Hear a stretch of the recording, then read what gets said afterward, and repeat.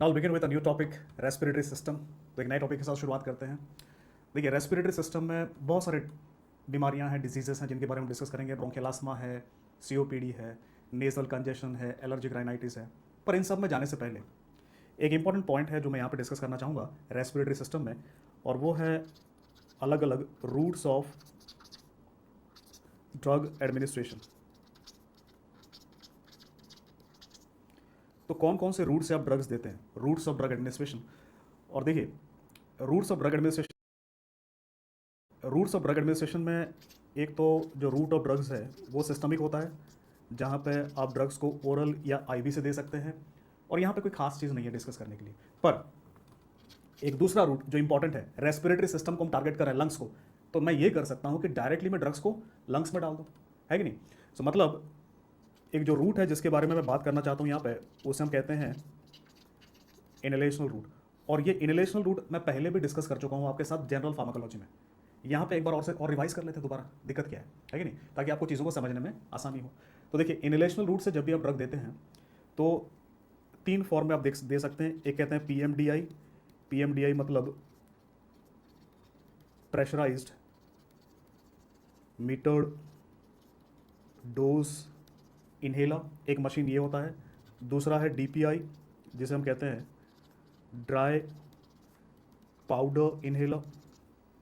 और एक तीसरा मशीन है, उसे हम कहते हैं नेबुलाइजर। सो तीन प्रकार के मशीन हैं, एक है पीएमडीआई, एक है डीपीआई, एक है नेबुलाइजर। और इन तीनों को हम थोड़ा सा देखेंगे, जो कि हम पहले भी देख चुके हैं। तो पहले मशीन की बात करते हैं। ये बताइए क्या है। देखिए, ये जो है, ये पहला मशीन जो मैंने डिस्कस किया था आपके साथ, पीएमडीआई, प्रेशराइज्ड मीटर डोज इनहेलर। तो ये जो मशीन है, इसमें जो ड्रग है आपका वो मशीन के अंदर होगा। और पीएमडीआई इसमें कौन है, जो आपको मशीन दिख रहा है, इसमें ये जो अपरेटस है इसे हम कहते हैं पीएमडीआई, राइट। ये जो पूरा का पूरा अपरेटस है, और इसके साथ एक और अपरेटस जो जुड़ा हुआ है उसे हम कहते हैं स्पेसर, राइट। तो स्पेसर जो है वो एक स्टेपनी, आप ऐसा कह लो, जो उसकी मदद करता है। तो मेन अपरेटस जो है पीएमडीआई। तो पीएमडीआई के अंदर ड्रग होगा, मतलब ये जो आपका आप देख रहे हैं इसके अंदर ड्रग है, जो सिलेंडर लगा हुआ है इसके अंदर, इसमें ड्रग है। तो इसमें जो ड्रग होगा वो या तो पाउडर के फॉर्म में होगा या लिक्विड फॉर्म में भी हो सकता है। तो पाउडर या लिक्विड दोनों में से किसी फॉर्म में भी आपका ड्रग हो सकता है एक पीएमडीआई में। और पाउडर का जो साइज़ होता है, ये मैंने पहले बताया था आपको कि it should be 1 to 5 micrometer. देखो, अगर 1 से छोटा हो जाएगा माइक्रोमीटर, तो वो इतना छोटा हो जाएगा कि वो सांस के साथ अंदर जाएगा और सांस के साथ बाहर आ जाएगा। 5 माइक्रोमीटर से अगर बड़ा हो जाता है, तो वो जब आप अंदर जाएगा तो वो ऊपर के हिस्सों में फंस के रह जाएगा, लंग्स में अंदर की तरफ नहीं जा पाएगा। तो जो साइज़ है 1 to 5 माइक्रोमीटर होना चाहिए। लिक्विड में आपको पता है साइज़ का कोई दिक्कत नहीं है। तो हम करते क्या है यहाँ पे, कि हमने ड्रग ले लिया, और आपका जो ड्रग है या तो पाउडर या लिक्विड फॉर्म में है। अब इसके साथ एक और गैस होता है यहाँ पे, जिसे हम कहते हैं HFA। HFA मतलब हाइड्रोक्सी फ्लोरो अल्कलीन। तो ये जो गैस है हाइड्रोक्सी फ्लोरो अल्कलीन, इसका क्या काम है। देखो, जब भी आप पंप को प्रेस करोगे, जब भी आप इस पंप को प्रेस करोगे, तो जो हाइड्रोक्सी फ्लोरो अल्कलीन क्या है, ये बहुत प्रेशर के साथ बाहर निकलेगा। सो जब ये बाहर निकलेगा, so what HFA does, HFA ये क्या करेगा, it propels the drug out. तो ये जो गैस है ये खुद बाहर जाएगा, और ये अपने साथ किसको लेकर के जाएगा, ड्रग को लेकर के जाएगा। तो HFA ड्रग दोनों दोनों बाहर की तरफ जाएंगे।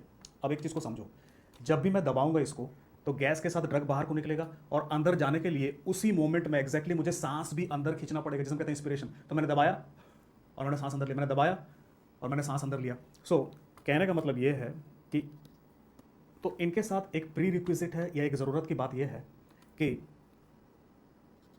The pressing of PMDI should coincide with inspiration।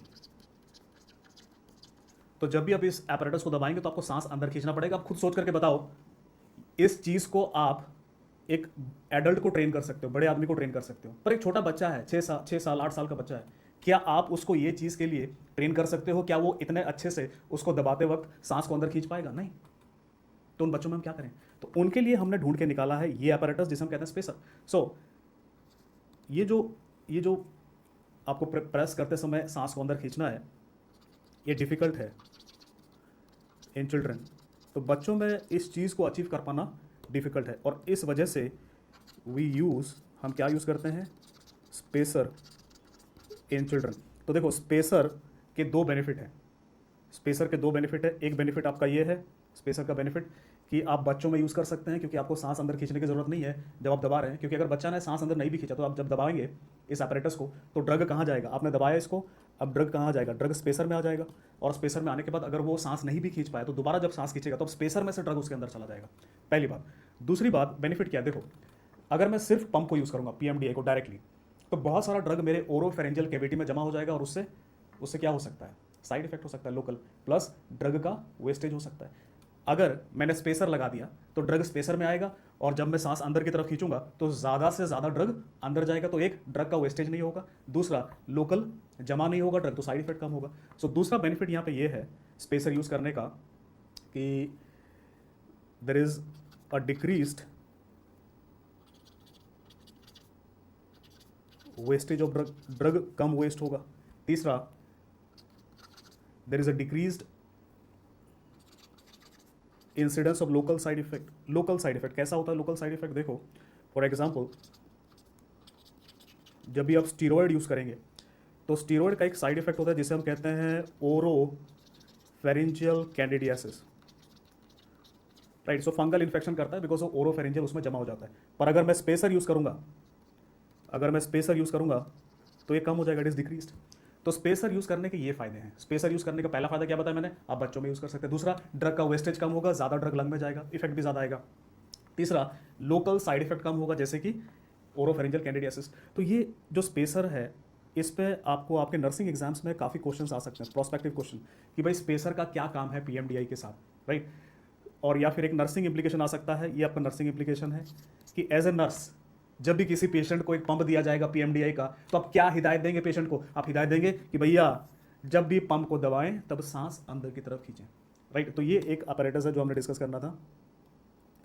दूसरा जो अपैरेटस है हमारे यहाँ पे देखो, इसका नाम क्या है, ये पहले बता चुका हूँ मैं आपको, ये है DPI या ड्राई पाउडर इनहेलर। तो यहाँ पे जो ड्रग है वो कैप्सूल में होता है और वो पाउडर फॉर्म में होता है। तो यहाँ पे इसके नाम से ही पता चल रहा है ड्राई पाउडर इनहेलर, मतलब लिक्विड फॉर्म में ड्रग नहीं होता यहाँ पे। तो यहाँ पे जब भी आप इस जो यहाँ पे दिया हुआ की को दबाएंगे तो कैप्सूल खुल जाएगा और ड्राई पाउडर यहाँ पे से बाहर निकलेगा, और उसके बाद आप इंस्पायर करेंगे तो आपने दबाया, कैप्सूल खुला और आप ड्रग इसमें से बाहर निकलेगा। जब आप इंस्पायर करेंगे तो इंस्पायर करने से क्या होगा, inspiration sucks the drug into lungs. तो यहाँ पे थोड़ा सा टेक्निक अलग है। आपने की को दबाया, कैप्सूल खुला, पाउडर बाहर आया, आपने मुंह से लगाया, सांस अंदर की तरफ खींचा, तो सांस अंदर की तरफ खींचने की वजह से वो पाउडर खींचा चला जाएगा लंग्स के अंदर, मतलब यहाँ पे कोई HFA नहीं है, राइट। तो यहाँ पे PMDI जैसा दिक्कत नहीं है। तो देखिए ये जो ड्रग्स हैं PMDI और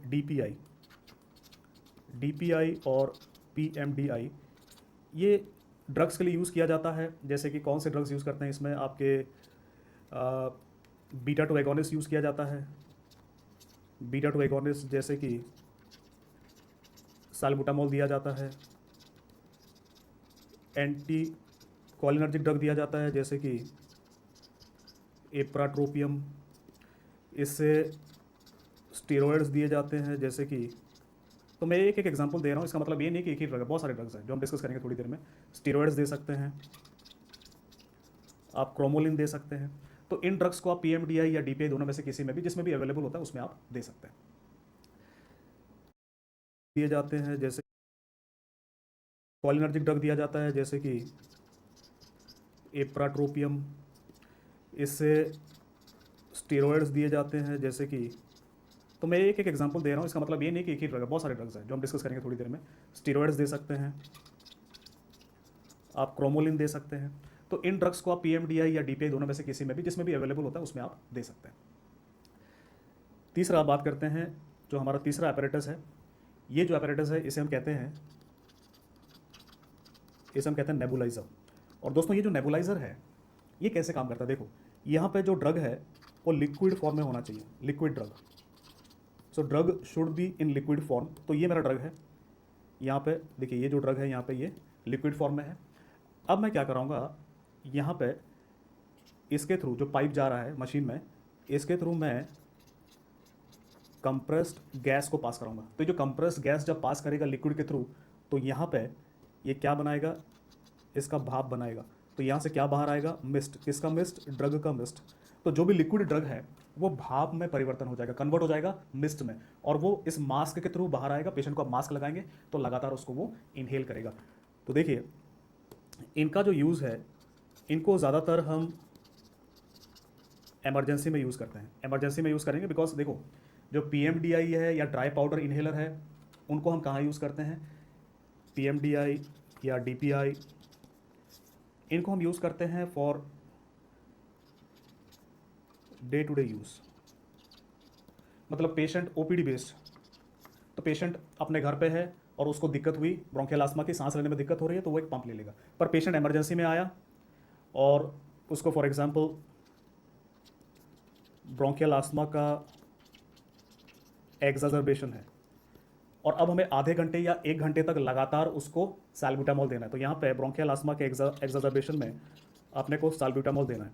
तो आपको पता है साल्ब्यूटामॉल का लिक्विड आता है जो आप इनहेलर में दे सकते हैं, आप PMDI में दे सकते हैं, पर अभी हम PMDI में नहीं देंगे। भाई पेशेंट सीरियस है, मुझे 1 घंटे 2 घंटे तक लगातार साल्ब्यूटामॉल उसको देते जाना है, तो मैं ऐसा थोड़ी कर सकता हूँ कि उसको पंप लेकर लगा रहा हूँ उसके साथ। नहीं, मैं एक नेबुलाइजर लूंगा, उसमें लिक्विड साल्ब्यूटामॉल को डालूंगा, गैस को पास कराऊंगा, भाप बनेगा, पेशेंट आराम से लेटा रहेगा, सांस लेता रहेगा, साल्ब्यूटामॉल उसके अंदर जाता रहेगा। तो इसको इमरजेंसी में यूज़ किया जाता है।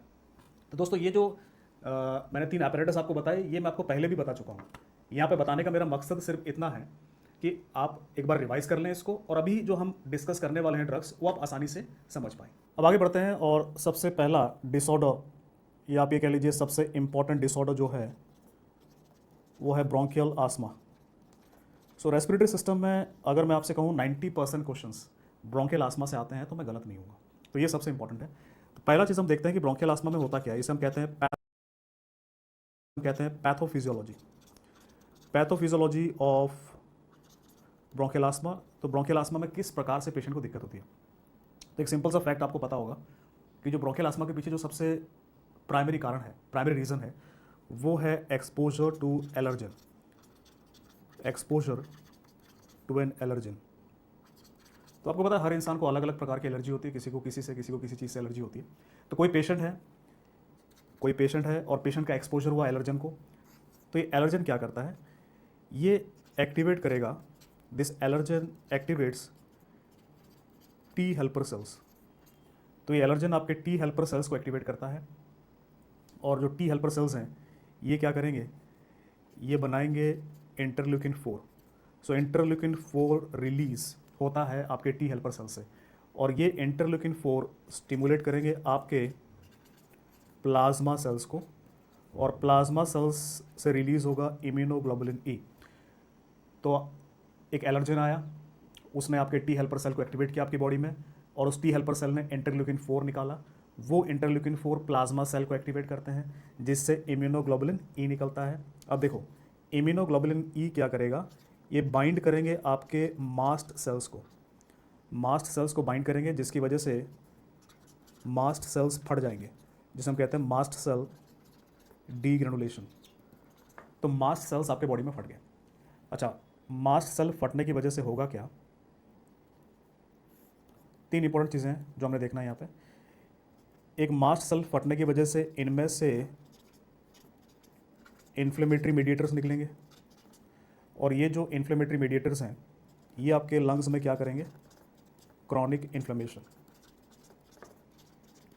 Chronic inflammation in bronchi.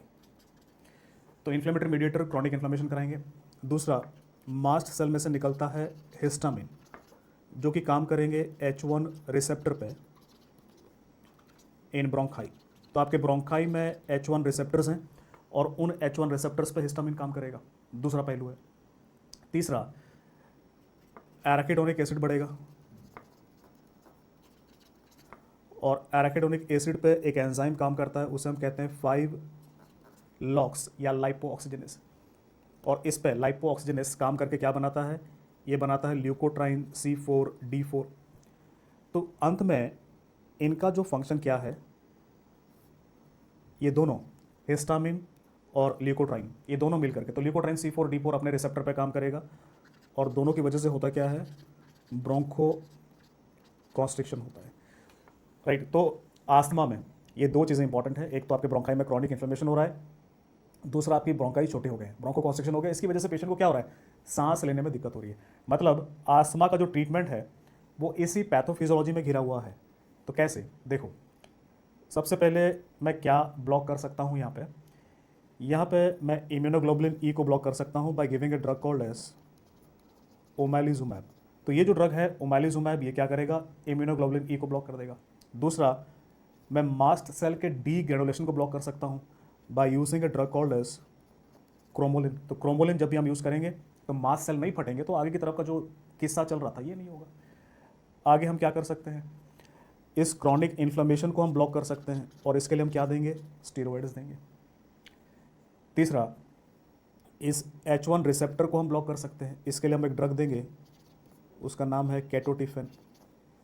चौथा, हम 5 लॉक्स को ब्लॉक कर सकते हैं, और इसके लिए हम एक ड्रग देंगे जिसका नाम है ज़ाइल्यूटॉन। पांचवा, हम यहाँ पे ल्यूकोट्राइन के लिए हम इसके लिए हम एक ड्रग देंगे, उसका नाम है केटोटिफेन। चौथा, हम 5 लॉक्स को ब्लॉक कर सकते हैं, और इसके लिए हम एक ड्रग देंगे जिसका नाम है ज़ाइल्यूटॉन। पांचवा, हम यहाँ पे ल्यूकोट्राइन C4D4 को इनिबिट कर सकते हैं, और इसके लिए हम ड्रग यूज़ कर सकते हैं जैसे कि मॉन्टेल्यूकास्ट। आखिरी और सबसे इम्पॉर्टेंट, हम ब्रोंको कॉन्स्ट्रिक्शन को ब्लॉक कर सकते हैं। मतलब ऐसे ड्रग्स देंगे जो क्या करेंगे, ब्रोंको डायलेशन करेंगे। और ब्रोंको डायलेशन करने वाले जो ड्रग्स हैं, 3 इंपॉर्टेंट क्लास हैं, बीटा-2 एगोनिस्ट जैसे कि सल्ब्यूटामोल, एंटी कोलिनर्जिक जैसे कि इप्राट्रोपियम, और नंबर 3 एक क्लास है जिसे हम कहते हैं मिथाइल ज़ैंथीन्स जैसे कि थियोफाइलिन। तो दोस्तों कुल मिलाकर यही ड्रग्स हैं जो ब्रोंकियल आस्थमा में यूज़ होते हैं। और अगर मैं आपको शुरुआत से बताऊं, यहाँ पे मैंने क्या बताया आपको, देखो किस तरह से ब्रोंकियल आस्थमा में क्या रिलीज़ होता है, और जो भी ड्रग्स हैं वो कहाँ काम करते हैं। तो जो ये ड्रग्स हैं जैसे कि इम्यूनोग्लोबुलिन ई को ब्लॉक करता है कौन, ओमैलिजुमैब। मास्ट सेल डीग्रेनुलेशन को ब्लॉक करता है क्रोमोलिन। केटोटिफेन H1 रिसेप्टर को ब्लॉक करता है। ज़ाइल्यूटेन 5 लॉक्स को ब्लॉक करेगा। मॉन्टेल्यूकास्ट ल्यूकोट्राइन C4D4 को ब्लॉक करेगा। स्टीरॉयड्स क्रॉनिक इन्फ्लेमेशन को ब्लॉक करेंगे। तो देखो ये जो जितने भी कलर्स मैंने ब्लू में मार्क किए, इनका एक इंपॉर्टेंट यूज़ है ब्रोंकियल आस्थमा में। और ये ग्रीन कलर से जो मैंने एनसर्कल कर दिया, यहाँ पर, जो कि ब्रोंकोडायलेटर्स हैं, इनका एक यूज़ है। अब आप खुद सोचो कि जब भी मुझे आस्थमा में 2 प्रकार के ट्रीटमेंट हैं, एक पेशेंट को अक्यूट रिलीफ देना होगा और एक लंबे समय तक ड्रग देना होगा। तो अक्यूट रिलीफ के लिए किसको प्रीफर करेंगे? देखो अक्यूट रिलीफ, मैं सांस नहीं ले पा रहा, मतलब मुझे ब्रोंकाई को क्या करना पड़ेगा, डायलेट करना पड़ेगा। तो ये जो भी ड्रग्स हैं ये प्रीफर हम करते हैं acute relief of bronchial asthma. तो मुझे एकदम से ब्रोंकियल आस्थमा से किसी को रिलीफ दिलाना है, उसके लिए हम इसको प्रीफर करेंगे। पर ये बाकी जो बच गए ड्रग, बाकी जो मैंने ब्लू कलर से मार्क किए हैं, सारे के सारे ड्रग आपके जितने भी यहाँ पे मैंने मार्क किए हैं, ये सारे के सारे ड्रग इंक्लूडिंग स्टीरॉयड्स, तो इनका जो मेन यूज़ कहाँ पे होता है, इनको हम यूज़ करते हैं लॉन्ग टर्म ट्रीटमेंट के लिए। तो आप समझो ब्रोंकियल आस्थमा में एक तो पेशेंट को एकदम से सांस लेने में दिक्कत हुआ, तब कौन सा ड्रग दूंगा, ब्रोंकोडायलेटर। पर लंबे समय तक मैं कोई ड्रग दूंगा जिसकी वजह से उसको बार बार ये दिक्कत ना आए, सांस लेने में दिक्कत ना आए, तो उसके लिए मैं कौन सा ड्रग यूज़ करूँगा, मैं यूज़ करूँगा ये जो बाकी ड्रग्स मैंने डिस्क्राइब करे। तो दोस्तों इनमें जो सबसे इंपॉर्टेंट ड्रग्स हैं वो ब्रोंकोडायलेटर्स हैं, और ब्रोंकोडायलेटर्स में सबसे ज़्यादा क्वेश्चन आपको आते हैं। तो बाकी डिस्कस करते हैं। जो पहला क्लास है आपका, यहाँ पे हम डिस्कस करेंगे ब्रोंकोडायलेटर्स। अब आप देखिए ब्रोंकोडायलेटर्स में जो सबसे पहला और सबसे इंपॉर्टेंट क्लास है, इन्हें हम कहते हैं बीटा-2 एगोनिस्ट। मतलब जो बीटा-2 रिसेप्टर्स को स्टिमुलेट करते हैं, और ये ऑटोनोमिक नर्वस सिस्टम में हम ऑलरेडी देख चुके हैं। तो मैंने आपको एक बात बताया था कि ऑटोनोमिक नर्वस सिस्टम के जितने भी ड्रग्स हैं आपको हर टॉपिक में उनका यूज़ मिलेगा, तो यहाँ पे यूज़ आ गया। अब देखिए बीटा-2 एगोनिस्ट को ब्रॉडली हम सब क्लासीफाई कर सकते हैं 3 क्लास में।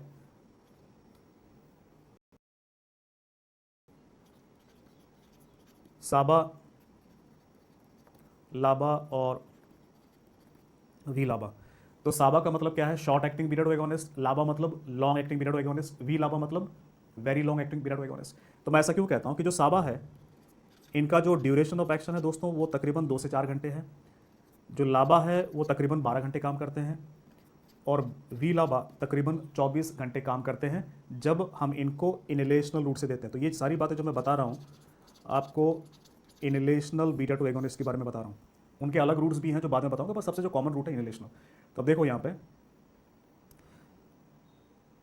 जब भी आप यहाँ पे साबा देंगे, लाबा देंगे या वी लाबा देंगे, तो यहाँ पे जो ड्रग्स हैं कुछ आपको पता होने चाहिए, कुछ ड्रग्स हैं जो आपको पता होने चाहिए। सबसे पहले हम बात करते हैं साबा की। तो यहाँ पे ड्रग्स हैं जैसे कि साल्ब्यूटामोल, टर्ब्यूटालिन। यहाँ पे ड्रग्स हैं जैसे कि साल्मेटेरॉल और फॉर्मोटेरॉल। यहाँ पे वी लाबा में हमारे पास ड्रग्स हैं जैसे कि इंडिकाटेरॉल, ओलोडाटेरॉल और विलांटेरॉल। तो पहला आपका काम ये है कि आपको ये याद करना है कि कौन सा ड्रग कौन से क्लास को बिलोंग करता है, कौन सा साबा है, कौन सा लाबा है, कौन सा वी लाबा है। और ये जो सारे के सारे ड्रग्स हैं, फिलहाल जो मैं रूट की बात कर रहा हूँ वो क्या है, इनहेलेशनल। तो एक चीज़ हो गया कि ये कितने देर तक काम करेंगे, कौन सा शॉर्ट एक्टिंग है, लॉन्ग एक्टिंग है, कौन सा वेरी लॉन्ग एक्टिंग है। बाकी एक और इंपॉर्टेंट बात है, ये कितनी जल्दी काम करेंगे। देखो यहाँ पे ये जो ड्रग्स हैं साल्ब्यूटामोल, टर्ब्यूटालिन और फॉर्मोटेरॉल, ये फास्ट एक्टिंग है, ये फास्ट एक्टिंग है। और फास्ट एक्टिंग होने की वजह से भाई जल्दी काम करेंगे तो कहाँ यूज़ करेंगे, अक्यूट अटैक में। सो इनका जो एक इंपॉर्टेंट यूज़ है वो हम यूज़ करते हैं अक्यूट अटैक और ब्रोंकियल अस्थमा। तो अक्यूट अटैक और ब्रोंकियल अस्थमा में इनको यूज़ करते हैं SOS। SOS का मतलब होता है जब भी ज़रूरत पड़े, as and when required, SOS। तो जब भी मेरे को दिक्कत हुआ तुरंत मैंने एक पफ ले लिया। तो उसके लिए साल्ब्यूटामोल, टर्ब्यूटालिन या फॉर्मोटेरॉल कौन से रूट से यूज़ कर सकते हैं, इनहेलेशनल। दूसरी तरफ अगर आप देखें तो ये दोनों लॉन्ग एक्टिंग है, 12 घंटे तक काम करेंगे। तो 12 घंटे तक काम करेंगे तो मैं इनको यूज़ कर सकता हूँ फॉर लॉन्ग टर्म मैनेजमेंट। और लॉन्ग टर्म मैनेजमेंट के लिए इनको बीडी देना पड़ेगा, मतलब दिन में 2 बार देना पड़ेगा ताकि मेरा 24 घंटे कवर हो जाए। सो अगर मैं बीडी डोजेस में दूंगा फॉर लॉन्ग टर्म मैनेजमेंट तो इनको कहाँ यूज़ किया जाएगा, देखो इनको अक्यूट अटैक और ब्रोंकियल अस्थमा में यूज़ किया जा रहा है, इनको यूज़ किया जाएगा परसिस्टेंट ब्रोंकियल अस्थमा में। परसिस्टेंट ब्रोंकियल अस्थमा में लंबे समय के लिए यूज़ किया जाएगा, राइट। प्लस इनको COPD में भी आप यूज़ कर सकते हैं। वेयर ये जो ड्रग्स हैं वी लाबा जो कि 24 घंटे काम करेंगे, तो इनको सिर्फ लॉन्ग टर्म मैनेजमेंट के लिए यूज़ किया जाएगा लाबा की तरह। और लॉन्ग टर्म मैनेजमेंट में इनको दिया जाएगा OD once a day.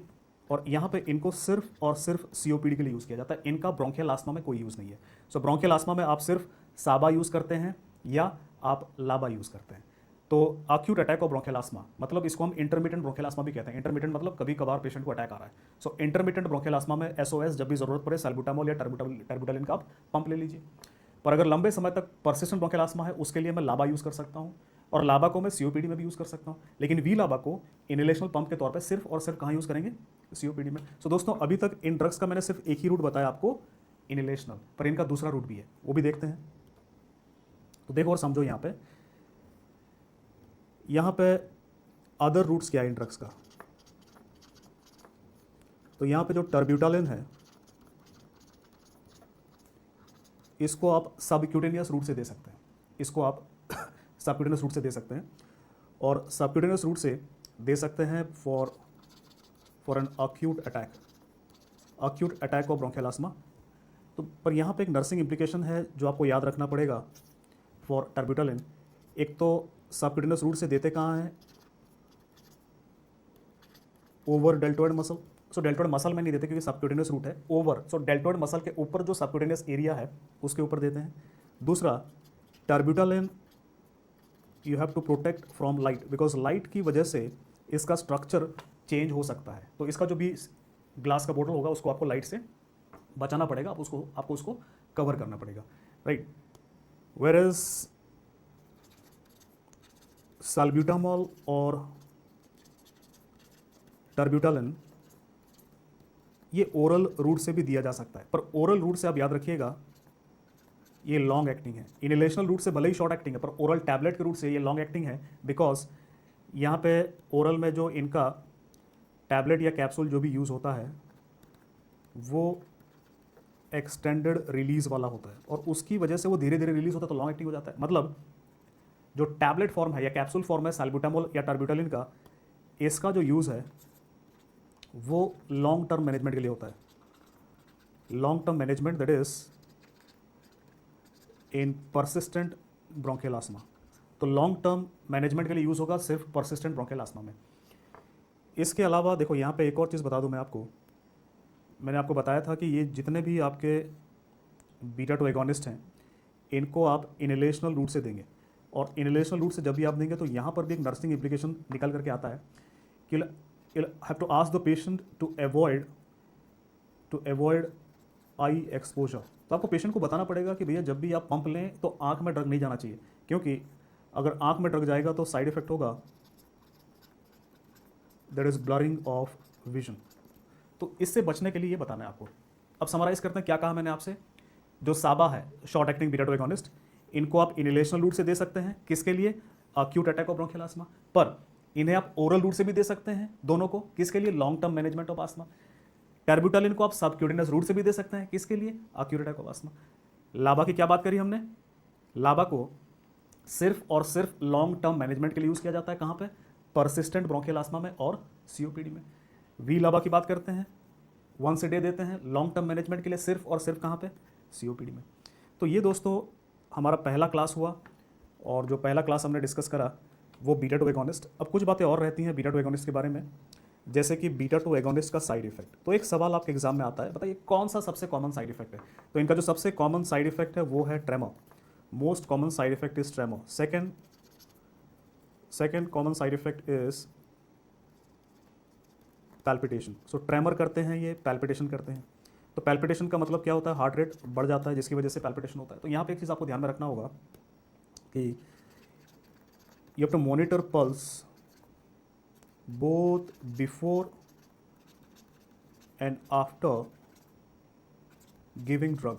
So drug देने से पहले और देने के बाद आपको पल्स मेजर करना है, पेशेंट को भी मेजर करना है। तो इसे हम कहते हैं नर्सिंग इम्प्लीकेशन। तीसरा, they can cause hyperglycaemia. So जाहिर सी बात है ब्लड ग्लूकोज बढ़ाएंगे तो you have to monitor glucose, खास करके पेशेंट जो डायबिटीज़ के पेशेंट होंगे। तीसरा, they can also cause hypokalaemia. They can cause hypokalaemia. So इनके साथ रेगुलरली आपको मॉनिटर करना पड़ेगा सीरम, इलेक्ट्रोलाइट्स। तो ये जो साइड इफेक्ट है ये इंपॉर्टेंट है, साइड इफेक्ट इंपॉर्टेंट है, ड्रग्स के नाम इंपॉर्टेंट है। सो प्रोस्पेक्टिव क्वेश्चंस, जो प्रोस्पेक्टिव क्वेश्चंस हैं वो आपको इसमें से पूछे जाएंगे। प्रोस्पेक्टिव क्वेश्चंस कि साइड इफेक्ट कौन कौन से होते हैं, क्या नर्सिंग इम्प्लीकेशन होता है। तो ये हमारा पहला क्लास ऑफ ब्रोंकोडायलेटर था। अब बात करते हैं हमारे दूसरे क्लास ऑफ ब्रोंकोडायलेटर जो हैं एंटी कोलिनर्जिक्स की बात करते हैं। तो दोस्तों एंटी कोलिनर्जिक ड्रग्स, खास करके ये जो ड्रग्स हैं कौन से रिसेप्टर को ब्लॉक करते हैं जिसकी वजह से ब्रोंकोडायलेटेशन होता है, वो है M3 रिसेप्टर। तो एंटी कोलिनर्जिक्स को हम सब क्लासीफाई कर सकते हैं इनटू शॉर्ट एक्टिंग,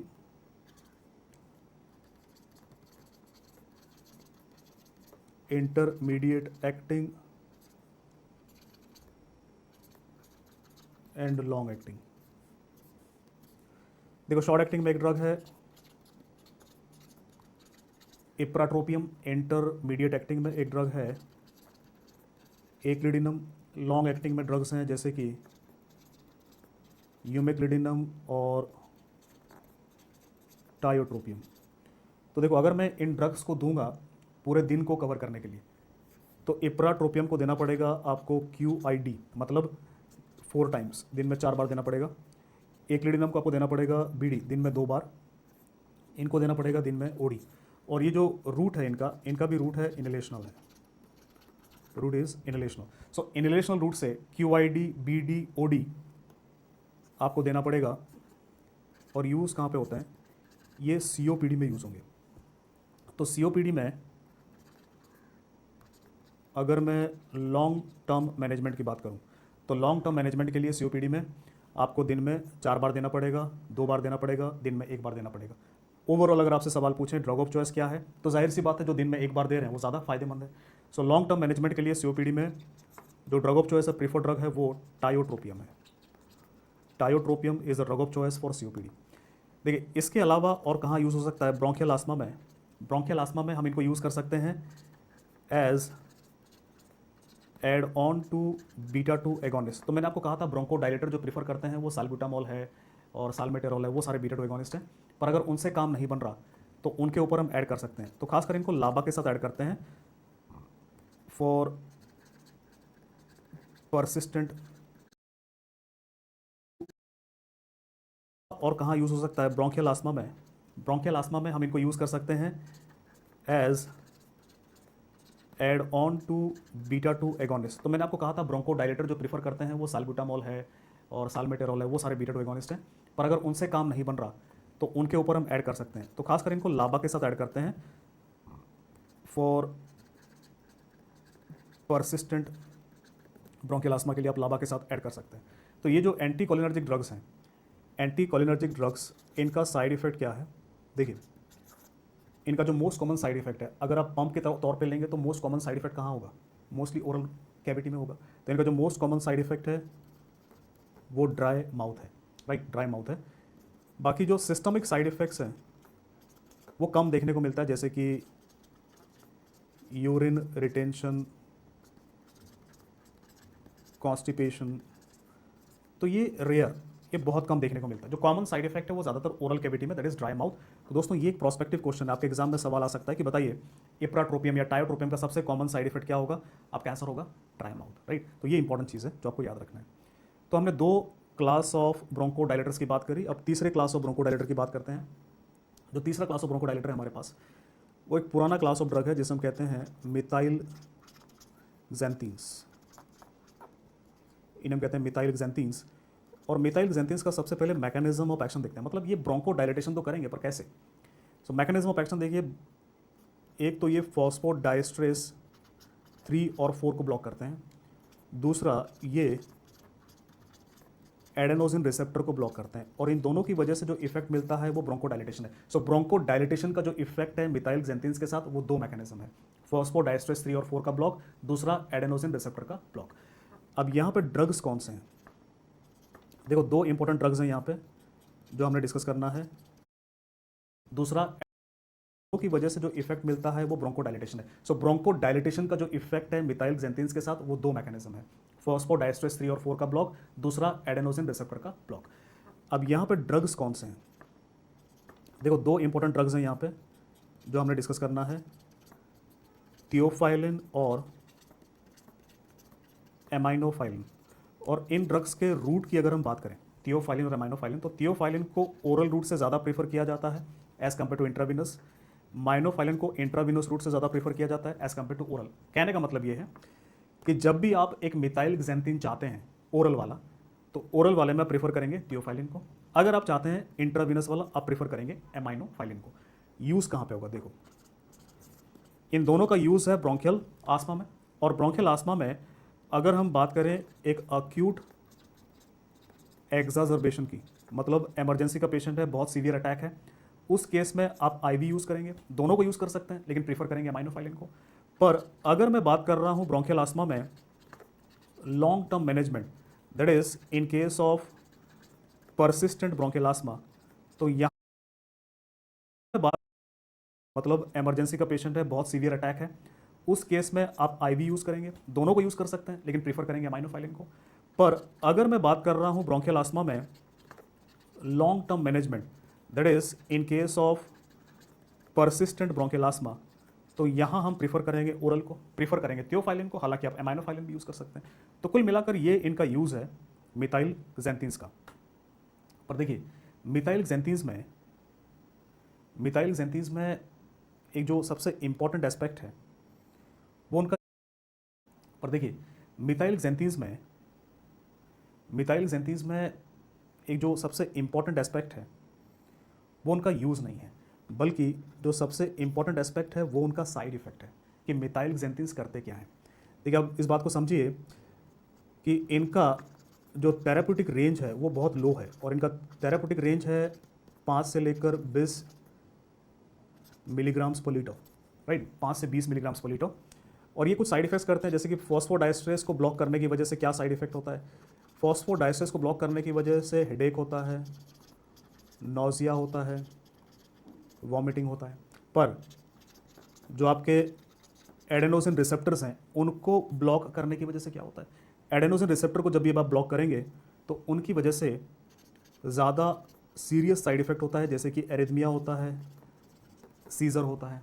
तो इस बात को समझिए आप कि हेडेक, नौजिया, वॉमिटिंग, ये जो साइड इफ़ेक्ट्स है ये तब दिखता है जब 20 से 25 मिलीग्राम्स पर लीटर में कंसंट्रेशन होता है ज़्यादातर। पर ये दिखेंगे जब 30 से ज़्यादा जाएगा, 30 मिलीग्राम्स पर लीटर, राइट। तो हेडेक, नौजिया, वॉमिटिंग में पेशेंट अपने आप मैनेज कर सकता है, आपको बताएगा आपको कुछ करना होगा। पर एरिथमिया, सीजर में पेशेंट को आपको एडमिट करना पड़ेगा। तो यहाँ पे जब भी पेशेंट आपके पास आएगा टॉक्सिसिटी के साथ, तो ट्रीटमेंट ऑफ टॉक्सिसिटी आप कैसे करेंगे। देखिए टॉक्सिसिटी में सबसे पहले आप चारकोल देंगे पेशेंट को, चारकोल जो कि ड्रग को एब्जॉर्ब कर लेगा। दूसरा, टॉक्सिसिटी में जो हमारा मकसद होता है एरिथमिया और सीजर की तरफ डायरेक्टेड होता है। तो अगर हम यहाँ पे बात करें सबसे पहले एरिथमिया के ट्रीटमेंट की, तो एरिथमिया आपको पता है सुप्रा वेंट्रिकुलर टेकिकार्डिया हो सकता है, वेंट्रिकुलर टेकिकार्डिया हो सकता है। ये कार्डियोवास्कुलर सिस्टम में बताया था मैंने आपको। अगर सुप्रा वेंट्रिकुलर टेकिकार्डिया है तो इसमें हम एडेनोसिन यूज़ करेंगे या बीटा ब्लॉकर प्रीफर करते हैं, या यहाँ पे वेरापामिल भी प्रीफर कर सकते हैं। अगर वेंट्रिकुलर टेकिकार्डिया है तो यहाँ पे लिडोकेन को प्रीफर करते हैं, या फिर आप वेरापामिल भी यूज़ कर सकते हैं। तो पहला मैनेजमेंट है आपके एरिथमिया का, राइट। तीसरा, सीजर की बात करते हैं। भाई अगर दौरा पड़ा, सीजर हुआ, तो यहाँ पे आप डायजेपम प्रीफर करेंगे, डायजेपम या लोराजेपम प्रीफर करेंगे। याद रखिए इस सीजर में फेनिटोइन काम नहीं करता। तो ये एक सवाल आपके एग्जाम में आ सकता है, प्रोस्पेक्टिव क्वेश्चन। तो इस सीजर में आप बेंजोडाजेपिन देते हैं, जैसे कि डायजेपम या लोराजेपम। सो देखो मिथाइल एक्जेंथीन्स हालांकि यूज़ नहीं होते, पर इनके साइड इफेक्ट्स बहुत ज़्यादा हैं, बहुत टॉक्सिक है, मतलब कॉमनली यूज़ नहीं होते। तो इसी वजह से इनके साइड इफेक्ट या टॉक्सिसिटी पे बहुत सवाल आता है। इनफैक्ट ये जो रेंज है 50 से 20, ये भी एक प्रोस्पेक्टिव क्वेश्चन है, आपके एग्जाम में आ सकता है कि टॉक्सिसिटी कितने मिलीग्राम्स पर लीटर के बाद दिखता है, कितने के बाद दिखता है, 20 के बाद दिखता है। टॉक्सिसिटी कितने के बाद दिखता है, टॉक्सिसिटी 20 के बाद दिखता है। तो ये चीज़ें आपके एग्जाम में सवाल आ सकते हैं।